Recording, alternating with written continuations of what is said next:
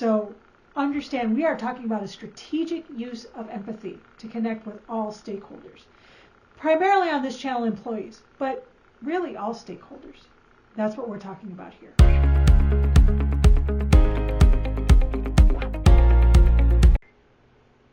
Hi, welcome back to the Empathic Leader, where we talk all things EQ via empathy.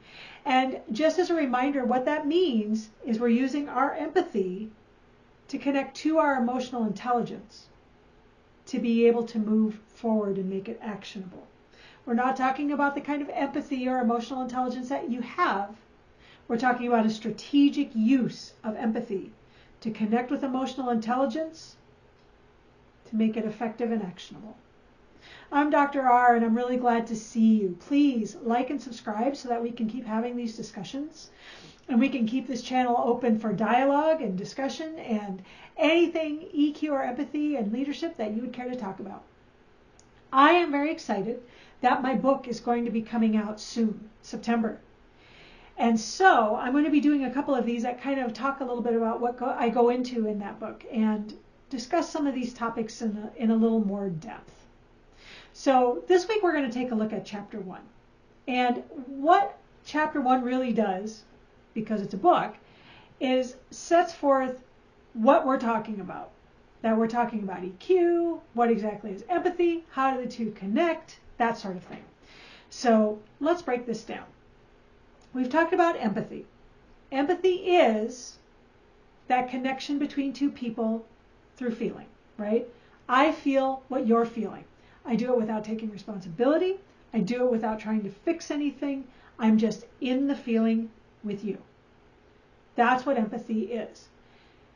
Now, when we're talking EQ via empathy, we use that empathy to connect to our emotional intelligence skills, which is why this is so important in an organizational or a business setting. We're not just talking about soft, fluffy empathy. We're talking about something that is strategic, that is purposely placed to be able to connect with people and understand what they need so that you then know the correct emotional intelligence skills to use to take action. I'm still getting that empathy is weak, that it's fluffy, that it's bunnies and cotton candy, and it's just not. So understand we are talking about a strategic use of empathy to connect with all stakeholders. Primarily on this channel, employees, but really all stakeholders. That's what we're talking about here. Our definition of emotional intelligence.